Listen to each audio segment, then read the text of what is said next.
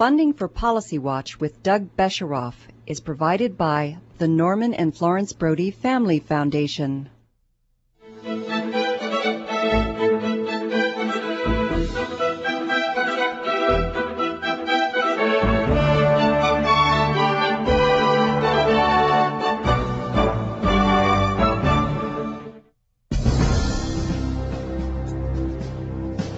The Bush administration's decision to wage a preemptive war with Iraq resulted in harsh criticism from some of America's traditional European allies. It also stalled a promising relationship with Russia. Why did these nations refuse to support the U.S.? How credible was our intelligence on weapons of mass destruction? What action in the Middle East would best repair the rift between the U.S. and the disgruntled Europeans? To find out, Policy Watch is joined this week by Dimitri K, founding president of the Nixon Center, co-publisher of the policy journal The National Interest, and co-director of the Commission on America's National Interests and Russia. Dr. Syme's most recent book is After the Collapse, Russia Seeks Its Place as a Great Power. Also joining us are students with the University of Maryland's Leadership Institute. And now, the host of Policy Watch, Doug Besheroff. Dimitri, thank you very much for being with us. Pleasure to be here.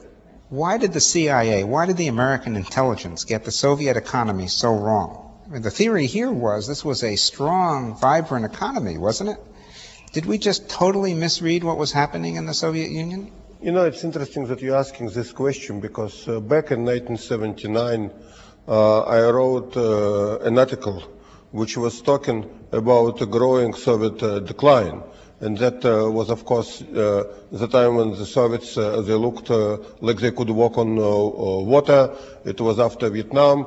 It was after their success and Cuban success in Angola. It was after the African Horn when their clients have prevailed again. And there was the Soviet invasion of Afghanistan.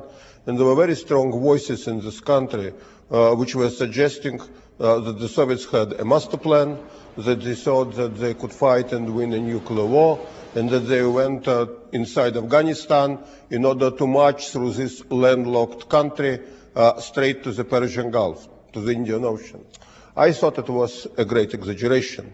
Not that the Soviet conduct did not have to be taken seriously, because appetites grow during a meal, and if the Soviets were unopposed, they could do a lot of terrible things, even more terrible than they were actually doing at that time.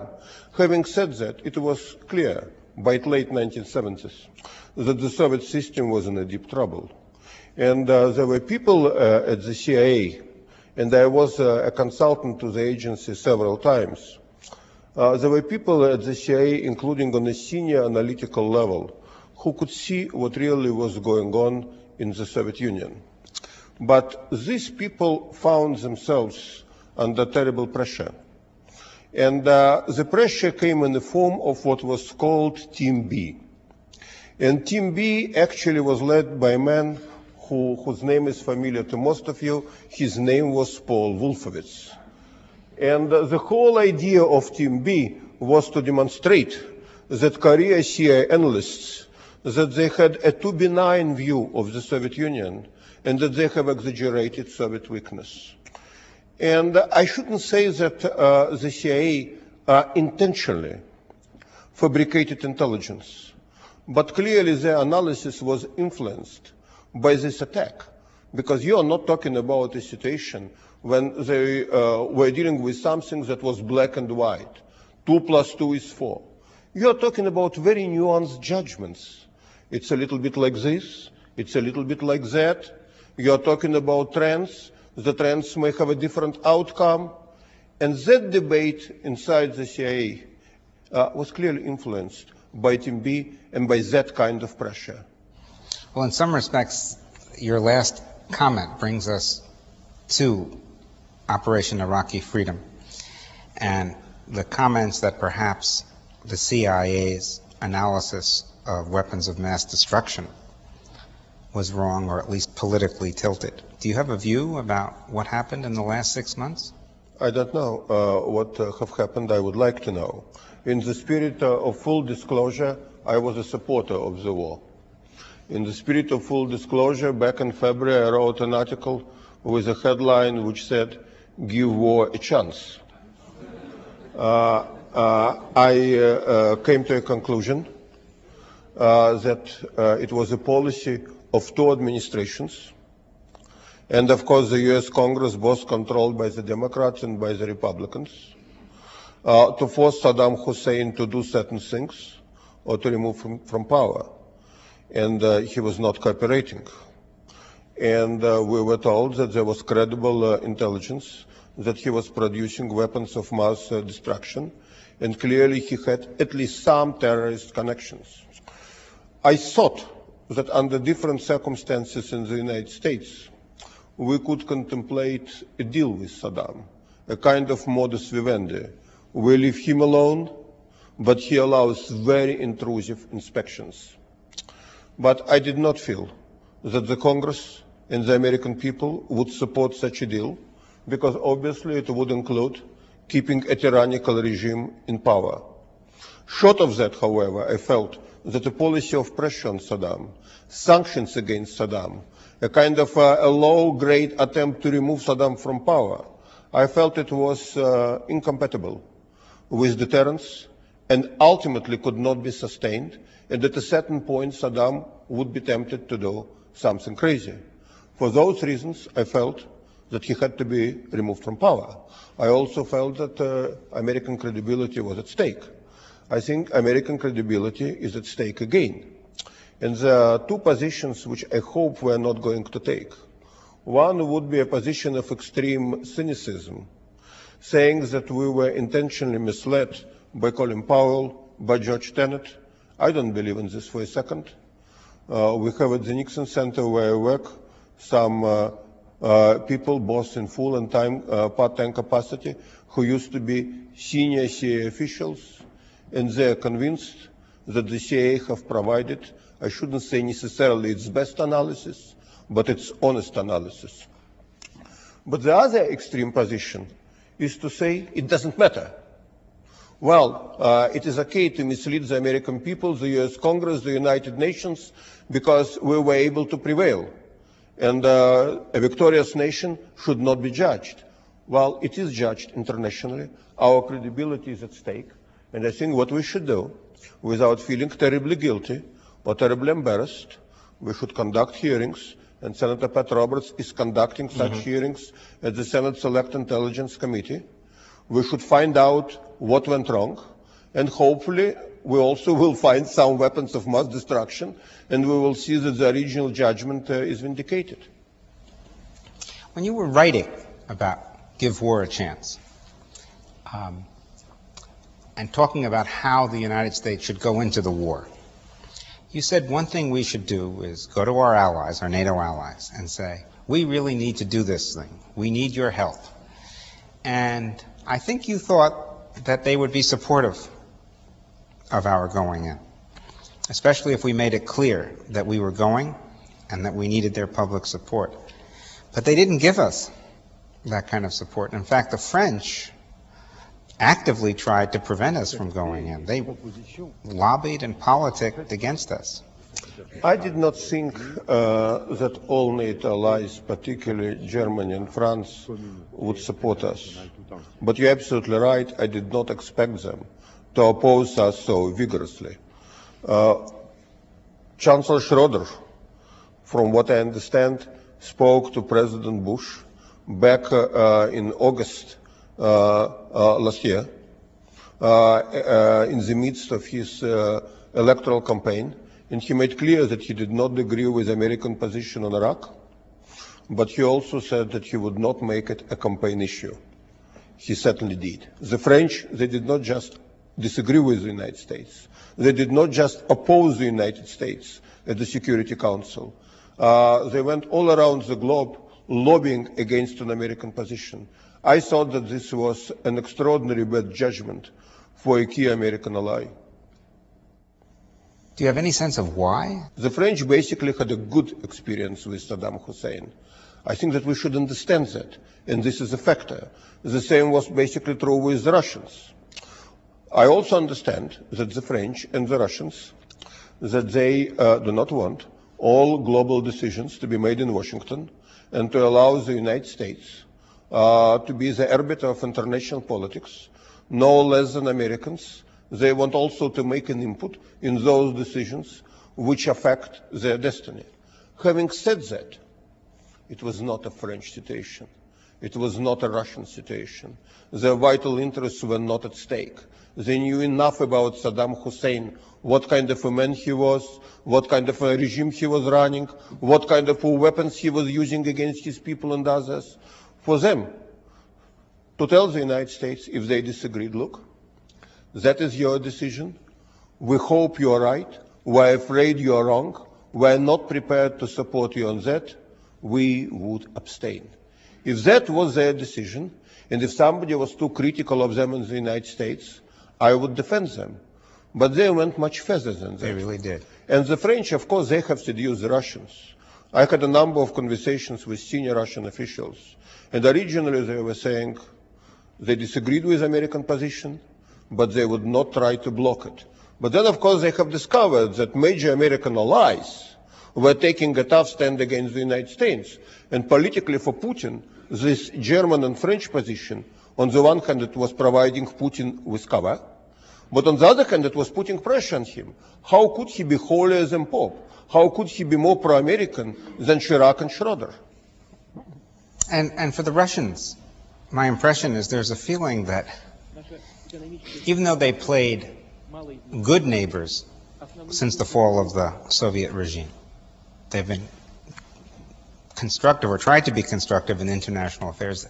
Don't they feel they haven't been rewarded enough, especially by the U.S.? You know, they feel that way. There is no question about that. Particularly the intelligentsia, particularly the foreign policy elite, because this is the segment where nostalgia for the Soviet imperial past is the greatest, partly because they enjoyed, being taken seriously, and they would rather be feared than ignored. Mm-hmm. I think if you're talking about senior Russian officials, it is a little different. Mm-hmm. I had a conversation with President Putin 3 weeks ago in Moscow, and he was quite eloquent in talking about what a new relationship with the United States have done for Russia. So instead of giving you my opinion, I would quote him. He said, first, the United States have helped Russia to get rid of Taliban. And Taliban, mind you, was perceived by Russia as a major threat because of their support of all kinds of extreme Muslim elements in Central Asia. Taliban was perceived by Russia as a threat long before it was viewed as a danger by the United States. Number one. Number two. And there were Taliban in Soviet Georgia, ex-Soviet Georgia. Then it brings me to Chechnya. Chechnya is another situation which is vital to Russian interests. Chechnya is a part of Russia. Iraq is not. So American position on Chechnya should matter more to Moscow than American position on Iraq. And in the case of Chechnya, Russia was getting a great deal of criticism by the international community and coming from the previous Clinton administration. A lot of this criticism was fair. Some of it I thought was really quite hypocritical and was not taking Russian predicament into account. The Bush administration have changed that. They began acknowledging that there are Al-Qaeda elements in Chechnya. They began acknowledging that there was an international terrorist connection.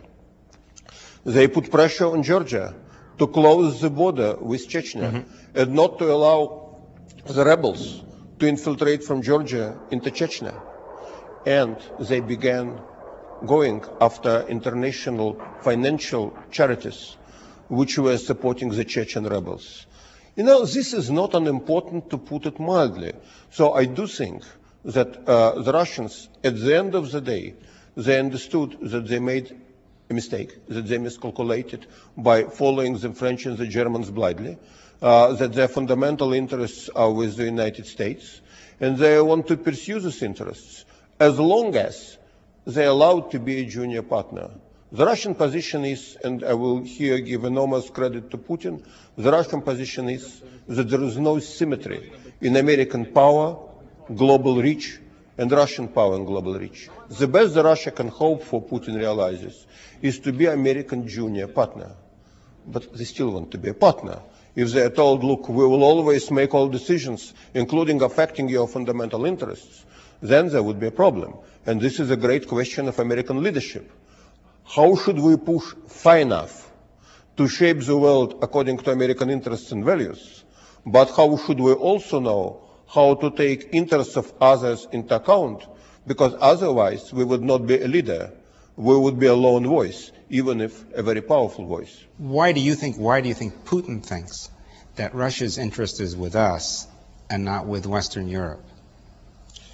Because if you are talking about fundamental security interests, the French and the Germans are next to irrelevant to Russian concerns. If you are talking about terrorism, drug trafficking, Muslim fundamentalism, and of course nuclear non-proliferation, with whom should Russia work? The Russians are cooperating with the Iranian nuclear program, but they don't want to see Iran developing a nuclear weapon, particularly if you take into account that there is considerable instability in Iran, and if they have nuclear weapons or will develop nuclear weapons, who will be in charge of them is not clear. Now look, with the North Koreans, you are dealing, I think that North Korean regime is the most criminal and dangerous regime which we have seen in a long time. Even Saddam Hussein was more predictable than North Koreans. These are people who are openly saying that they have nuclear weapons and they would sell them almost to whomever if they need the funds. Right. Well, how can Russia be in favor of that? Isn't there an economic challenge there that the Russians That's right. Russia now have decided to postpone its membership in WTO and the World Trade Organization. And a lot of it is because of Russian own mistakes and because of Russian own protectionist pressures. But if you would look at the issues between Russia and WTO, it's interesting which nations are the greatest obstacles to the Russian membership. Interestingly, number one, you would not quite believe it, is China. Because the Chinese are trying to do to the Russians what we have done to them before they have joined. The Chinese really are pushing the Russians to eliminate every protectionist barrier just as a matter of principle. But then, of course, there is the European Union, and there is a question of Russian energy subsidies, or so-called Russian energy subsidies, which the West European is demanding for Moscow to eliminate. And mind you, current political stability in Russia is based on an increased oil prices. If they do things which would be detrimental to their energy industry, Putin may not stay in power, or he would have to stay in power by tyrannical means. So you can see that the West European Union, the European Union, is not acting as Russia's best friend. The supporters of what happened in Operation Iraqi Freedom said that many good things might flow from a strong victory. And I think you've expressed the fear that it might be a Pyrrhic victory. Can you walk us through both sides of that? How does it work out for the best, for the better, and how is it a Pyrrhic victory? Well, for power like the United States, for the only remaining superpower, I think it's quite clear that our credibility depends upon our perceived strengths, on our willingness to use our power. And that kind of credibility is essential to whatever we want to accomplish in terms of American security, whether it is disarmament of North Korea, whether it is retarding and preferably stopping the Iranian nuclear weapons program, and of course it is the Arab-Israeli dispute. People should know that if you challenge fundamental American interests, it may cost them dearly. I would not be afraid to say it may cost them ultimately. And from that standpoint, removing Saddam Hussein from power was a useful reminder what the United States may be prepared to do and what it is capable of doing. Having said that, it is one battle. It is not the end of the war. It is what happens in Iraq after the liberation that would be a criteria for many people, particularly in the Muslim world, what were American intentions and where were on their side or perceived some other interests with which they cannot identify. There is also a question of our relations with other major powers. The Chinese did not support the United States, did not actively oppose the United States. Russia opposed the United States, but now wants to mend bridges. The French and the Germans I think that they still uncomfortable with American position, but understand that the United States have won, and it is in their interests to be on good terms with the Bush administration. Having said that, we control about 20% of the world gross national product. We cannot, as a nation, to become a benign global empire responsible for everybody. The American people would not stand for that. We have three choices. One choice is to become a global social worker where we would liberate everybody, like in the case of Iraq, and then we would pay for their reconstruction and what it would do to American-owned economy, and if you wish, to American way of life, because there would be international backlash, terrorists, and etc. Are we prepared to accept that? The second option, well, the second option is to go just crush our enemies, and then impose regimes which we want to see in power, and then leave. It also would create a backlash. But I also think the American people would also not stand for that, because we are not that kind of a nation. And the third option is to be honest with ourselves and to say that we are an empire, that we are an empire with important interests, but also serious responsibilities, that we can do almost whatever militarily, but we are not always prepared to pay for this economically and politically, and to be very careful how we exercise our leadership in a way that advances American interests and values, but also does not put us in a situation when we are constantly dancing on the global nuclear minefield without being aware which of these nukes may go first.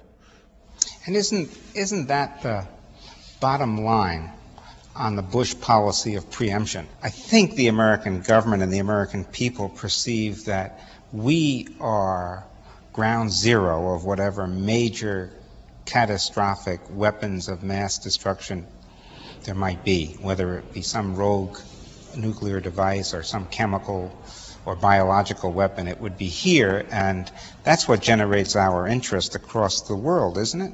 I think that should be our paramount concern, and that is the only concern which, in my view, justifies preemption, short of an outright Holocaust. And I do know only one situation, really, two situations, sorry, after the real Holocaust, which would justify preemption. And actually we did not interfere in either. One was the killing fields of Cambodia, and another what was happening in Rwanda. Not a situation of civil war, but when absolutely innocent people in hundreds of thousands and millions were massacred. I think if the United States interferes in situations like that, most of the mankind, most major nations would support us, or at least would not feel threatened. But if we decide that what is good for the United States, namely no taxation without representation, that we want our Congress, our elected officials to make decisions on our behalf, if we decide that this is not good for anybody else, and that we should be deciding on behalf of those who never have elected us, and whose consents and circumstances we don't always understand, if we do that, it would be very difficult to sustain our global leadership. You had the Nixon Center, and you spent some fair amount of time with Richard Nixon in his later years. You traveled with him to Russia a number of times and so forth. What would Richard Nixon be saying right now about Iraq? Looking from history, I think that Nixon was a person who was always concerned with American credibility, who always felt that power is important and indeed indispensable. But he was also very tolerant of other civilizations and circumstances. And you may remember that his historic opening to China and to the Soviet Union was based on a mutual commitment not to interfere in affairs of each other. And when Nixon was making this commitment, he was not only making it because he thought that this was the best that could be done under power dynamics of that period, but because he also thought that with American power and with the strength of American economy and with the appeal of American ideas, if you have an engagement with others from a position of strength, you get more than if you try to dictate to them what to do. Having said that, Iraq was a particular case We should all understand that. This was a country with which we had a ceasefire, but no formal peace. This was a country that twice have attacked its neighbors. And this was a country which tried to assassinate former President of the United States. No other country, to the best of my knowledge, have tried to do something like that. And I am not talking in terms of revenge or formal pro forma justification of what we have done. You're talking about a regime which clearly was a rogue regime, which clearly was not prepared to act on the basis of normal rules of modern international civilization. Other countries are very different.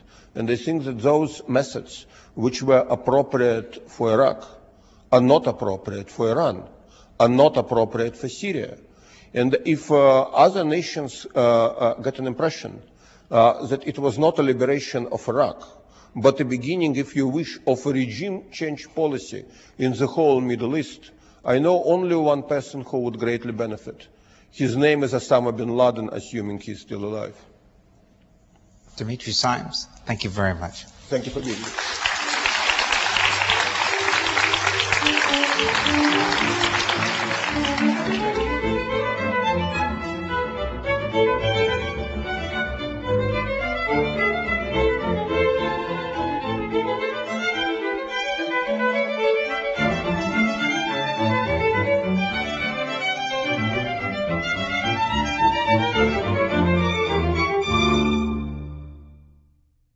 Funding for Policy Watch with Doug Besheroff is provided by the Norman and Florence Brody Family Foundation. We are PBS.